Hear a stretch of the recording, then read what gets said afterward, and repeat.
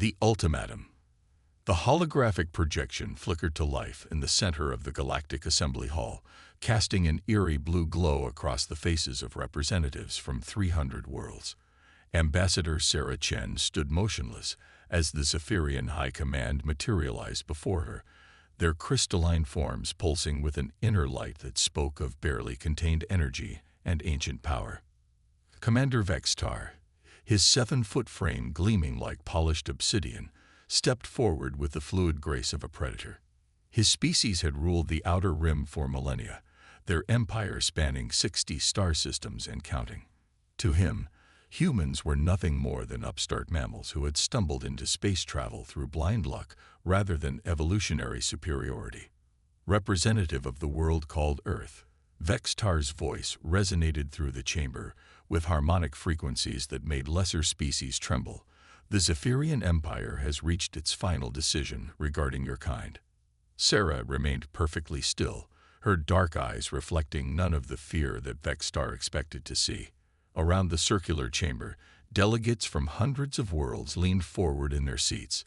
The Altarians, with their feathered crests, shifted nervously, while the silicon-based Kroner delegates hummed anxiously among themselves. Everyone knew what was coming, but no one dared to intervene. For 2 centuries, Vextar continued, his crystalline features shifting with disdain. Humanity has spread chaos throughout the galaxy. Your species lacks the emotional control necessary for civilized society. You wage wars over resources that could be shared. You form alliances only to break them when convenient, and your unpredictable nature threatens the stability that has taken us millennia to achieve. The chamber fell silent except for the gentle hum of the atmospheric processors. Sarah finally spoke, her voice carrying across the vast space with surprising strength for such a small figure. "And what exactly are you proposing, Commander?" Vextar's form brightened with satisfaction. "The Zephyrian Empire, with the backing of the Galactic Council, hereby demands the immediate evacuation of your homeworld. All humans will be relocated to designated colony worlds in the Kepler sector, where you will be supervised and your aggressive tendencies properly managed." A collective gasp echoed through the assembly. Even by galactic standards, this was an extreme measure. The forced relocation of an entire species from their homeworld was unprecedented in modern times. Sarah's expression didn't change. "And if we refuse, then you will be removed by force," Vextar replied coldly. "The Zephyrian Imperial fleet consists of over 2,000 vessels, each more advanced than anything in your primitive arsenal. We offer you 72 hours to begin evacuation. After that, Earth will be declared a restricted zone, and its inhabitants subject to immediate pacification." The word pacification sent chills through the assembled delegates. Everyone knew what the Zephyrians meant by that term. The Rigel massacre was still fresh in galactic memory, where an entire planet had been sterilized because its inhabitants had refused to submit to Zephyrian rule. Sarah nodded slowly, as if considering the offer. "I need to consult with my government. Will the Assembly allow me to transmit your demands to Earth?" "Of course," Vextar said magnanimously. "We are not unreasonable. 72 hours, human. Use them wisely." As the Zephyrian projection faded, Sarah turned to address the Assembly. Her words would be remembered and debated for generations to come. "Honored delegates," she began, her voice carrying a strange undercurrent that some would later describe as almost predatory. "I have heard the demands of the Zephyrian Empire. I will indeed consult with my government, but I feel compelled to offer a warning to this esteemed body." She paused, letting her gaze sweep across the hundreds of alien faces staring down at her. "You have known humanity for barely 2 centuries. In that time, we have traded with you, learned from you, and yes, occasionally fought with you. But none of you have ever seen what we truly are. None of you have witnessed what happens when humanity is pushed beyond its breaking point." The Altarian delegate, Ambassador Cresol, leaned forward with obvious concern. "Ambassador Chen, surely you're not suggesting that Earth would resist the combined might of the Zephyrian Empire. Your military capabilities are well documented. You possess no ships capable of faster-than-light travel beyond basic commercial vessels, and your weapons technology is centuries behind even the smallest Zephyrian patrol craft. Sarah smiled, and something in that expression made several delegates shift uncomfortably in their seats. The awakening. The first sign that something was wrong came when the Zephyrian advance scouts simply vanished. Commander Vexstar stared at his tactical display in growing confusion as 5 of his fastest reconnaissance vessels dropped off his sensors without warning. No distress signals, no weapons fire, no debris fields. They had been there one moment, gone the next. Navigation error, he asked his tactical officer, though he knew better. Zephyrian technology didn't make navigation errors. Negative, Commander. All vessels were following proper approach vectors. I'm detecting no gravitational anomalies or spatial distortions that could account for their disappearance. Vexstar's crystalline form pulsed with darker hues, a sign of growing agitation among his species. Deploy additional scouts. Full sensor suites. I want to know what happened to those ships. What he didn't know was that Captain Morrison's hidden fleet had been waiting patiently in the asteroid belt for over 2 decades. The missing Zephyrian scouts hadn't been destroyed. They had been captured by tractor beams and hauled into concealed hangars where human technicians were already beginning their analysis. Beautiful ships, Dr. Elena Vasquez commented as she examined the first captured vessel from her command center deep beneath Earth's surface. Their shield harmonics are exactly what we predicted. Begin implementation of Counter Protocol Delta. Throughout the solar system, humanity's hidden weapons platforms began adjusting their output frequencies to match the specific resonance patterns of Zephyrian shields. It was a technique they had perfected over centuries of careful observation and study. The second wave of Zephyrian scouts met a different fate. As they approached Jupiter's orbit, what appeared to be empty space suddenly erupted with weapons fire. The shots came from every direction at once, as if the void itself had turned hostile. 3 more vessels were destroyed before they could even identify their attackers. Cloaked ships, Vexstar's tactical officer shouted. They're using some kind of adaptive camouflage. But they weren't cloaked ships. They were asteroid-mounted weapons platforms that humanity had been building and positioning for 3 centuries, each one perfectly disguised and powered by fusion reactors buried deep within genuine space rocks. The Zephyrians had been watching humanity's mining operations for decades without realizing they were observing the construction of the galaxy's most sophisticated defense network. Vexstar's confidence was beginning to crack. All vessels, maintain formation. Deploy active sensor suites. Whatever technology they're using, we'll adapt to it. That was exactly what General Webb had been hoping he would say. Phase 2, Webb commanded from his bunker. Show them what adaptation really means. The Zephyrian fleet suddenly found itself surrounded by thousands of objects that their sensors identified as simple space debris, fragments of metal and rock that posed no threat to their advanced shields.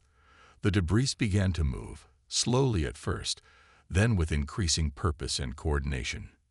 Each piece of debris was actually a sophisticated drone, built using a combination of human engineering and technologies stolen or traded from dozens of alien species over the centuries. As they moved into position around the Zephyrian fleet, they began broadcasting a signal that would be remembered as one of the most terrifying moments in galactic history. It was a human voice, speaking in perfect Zephyrian. Commander Vexstar of the Eternal Dominion. My name is Admiral Sarah Chen. Yes, the same Sarah Chen who addressed your demands at the Galactic Assembly. I hold the rank of Admiral in the Earth Defense Force, a military organization that officially doesn't exist. Vexstar's form blazed with shock and fury. The small human diplomat had been a military commander all along. You demanded to know what humanity really is. Admiral Chen's voice continued. Allow me to educate you. We are a species that has been preparing for this moment since the day we first encountered alien life. Every trade agreement, every cultural exchange, every diplomatic mission has been an opportunity to learn, to adapt, and to prepare. The debris field around the Zephyrian fleet suddenly came alive with energy. Thousands of small drones linked together, creating a web of interconnected firepower that could strike from any direction at any moment. You see, Commander, humanity has a unique trait among galactic species. We don't just adapt to survive. We adapt to win. Every species we've encountered has taught us something new. The hegemony taught us energy manipulation. The Void Lords showed us quantum mechanics. The Titan Syndicate revealed the secrets of dimensional folding. And the Zephyrians, your species taught us the most valuable lesson of all. You're absolutely right, Ambassador Cresol. Our capabilities are well documented. What you see in our public records is exactly what we want you to see. She turned to face the Zephyrian delegation. Commander Vextar, you mentioned that we've been spreading chaos for 2 centuries.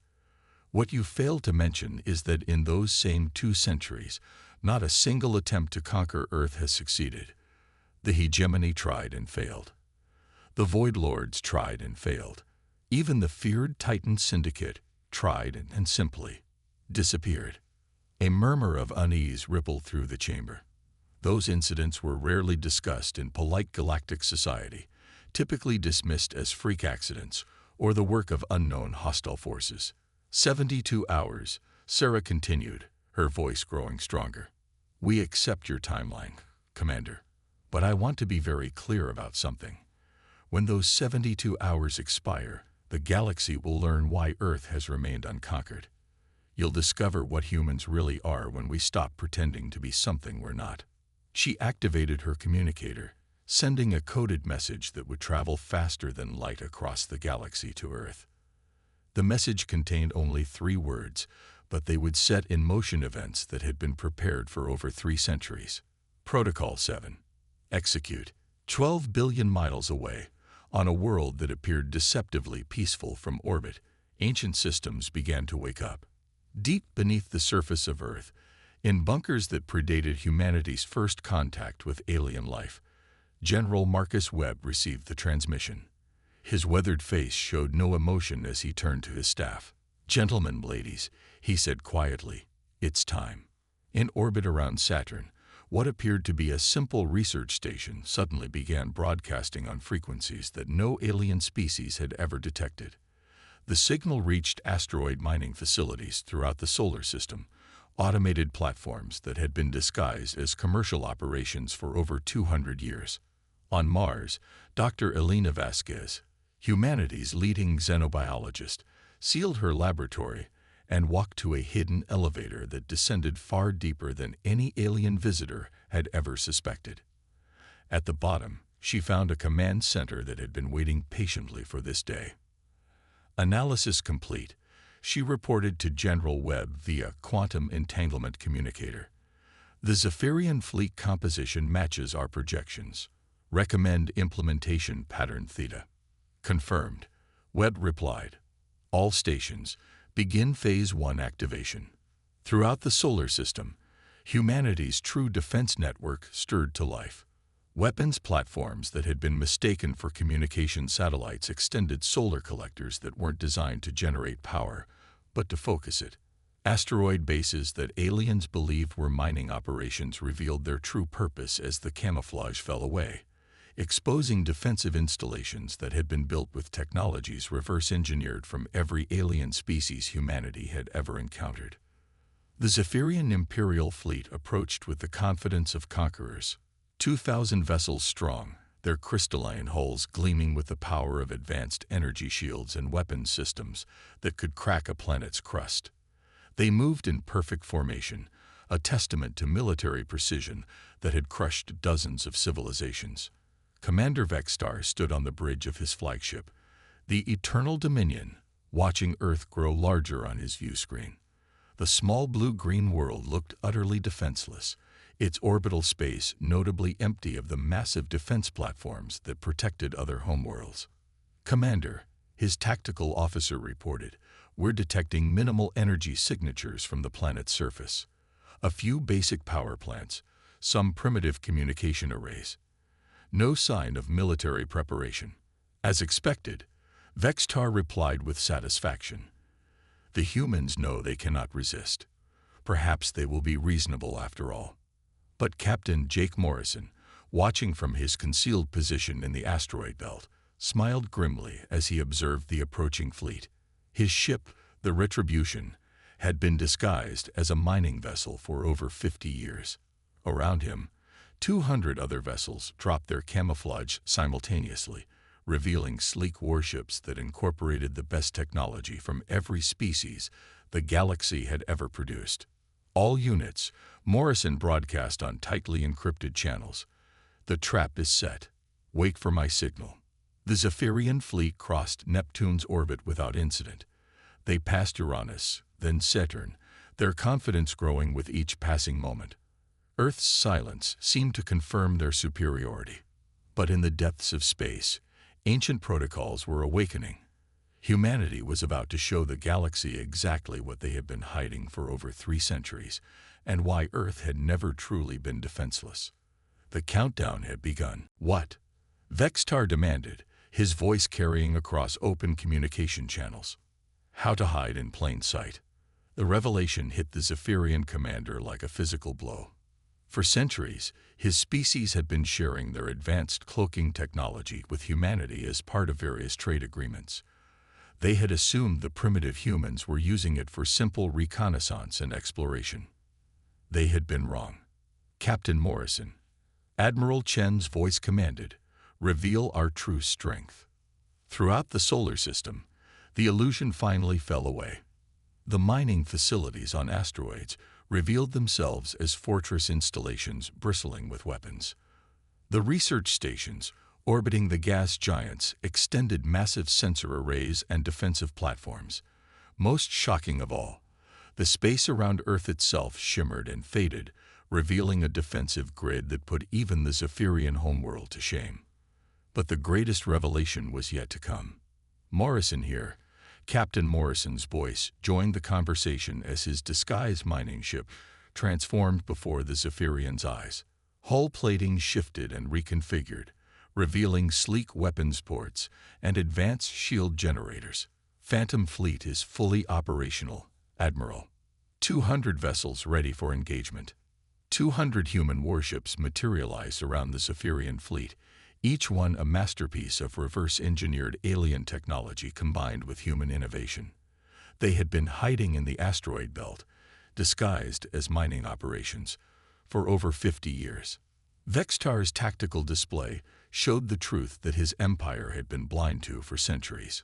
Earth wasn't defended by a handful of primitive vessels. It was protected by the most advanced military force the galaxy had ever seen, one that had been built in secret using the combined knowledge of every species humanity had ever encountered. You made one crucial mistake, Commander, Admiral Chen continued. You assumed that because we appeared weak, we actually were weak. Humanity learned long ago that the best way to survive in a hostile galaxy is to let everyone else underestimate us. The Zephyrian fleet found itself completely surrounded and outgunned. Worse, their own weapons were useless. The human vessel's shields were perfectly calibrated to repel Zephyrian energy weapons, while their own weapons seemed to ignore Zephyrian defenses entirely. You have a choice, Commander, Admiral Chen said, her voice now carrying the authority of someone who held the power of life and death over 2,000 enemy vessels. You can order your fleet to withdraw and report to your emperor that humanity is not the easy conquest you believed us to be. Or you can choose to fight, in which case I will demonstrate why 37 different species have tried to conquer Earth, and why 37 different species have failed. Vextar's pride warred with his survival instincts. The Zephyrian Empire had never retreated from any conflict, had never acknowledged any species as their equal. But the tactical reality was undeniable.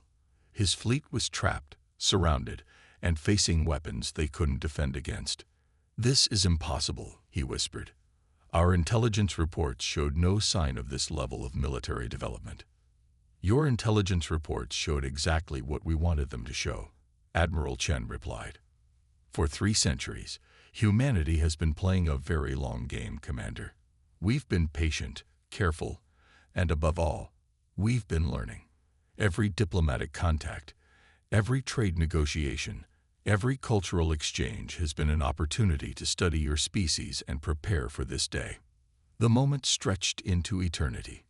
2,000 Zephyrian vessels faced off against humanity's hidden fleet, while the entire galaxy watched through sensor feeds and communication intercepts. The outcome of this confrontation would determine whether humanity remained free or faced extinction. Finally, Vextar made his decision. All vessels, he commanded, his voice heavy with defeat and newfound respect. Begin withdrawal to the outer system. Maintain defensive posture but do not engage unless fired upon. As the Zephyrian fleet began its retreat, Admiral Chen's voice followed them into the dark. Commander Vextar, I want you to deliver a message to your Emperor and to every species in the Galactic Assembly. Humanity has been hiding its true nature for over 3 centuries, but that era is now over. We are not the primitive, chaotic species you believed us to be. We are survivors, adapters, and when necessary, we are warriors. The human fleet maintained its formation as the Zephyrians withdrew, their weapons tracking the retreating vessels but not firing. It was a demonstration of both power and restraint that would be talked about in diplomatic circles for generations. Earth will remain free, Admiral Chen continued. Our colonies will remain independent, and any species that threatens humanity will discover what it means to face a civilization that has spent 3 centuries preparing for war while pretending to prepare for peace. As the last Zephyrian vessel crossed Neptune's orbit in retreat, the galaxy learned a new truth. Earth had never been defenseless. Humanity had never been weak. They had simply been patient, waiting for the right moment to reveal what they truly were. The age of underestimating humanity was over. General Webb smiled grimly as he watched the tactical displays from his underground command center. Around him, his staff was already beginning the process of standing down from full alert, but they all knew this was just the beginning. Phase 3 preparations, he ordered quietly. If the Zephyrians are smart, they'll leave us alone. If they're not, they'll be back with a bigger fleet. Dr. Vasquez looked up from her analysis stations. The captured Zephyrian vessels are already providing valuable intelligence. Their technology is more advanced than we anticipated, but not beyond our ability to adapt and counter. Good, Webb replied, because something tells me the galaxy is about to become a much more interesting place. Above them, Earth continued its ancient rotation, appearing peaceful and defenseless to any casual observer. But now, the galaxy knew the truth. Humanity had been hiding in plain sight for over 3 centuries, and they were ready for whatever came next. The sleeping giant had awakened, and the galaxy would never be the same.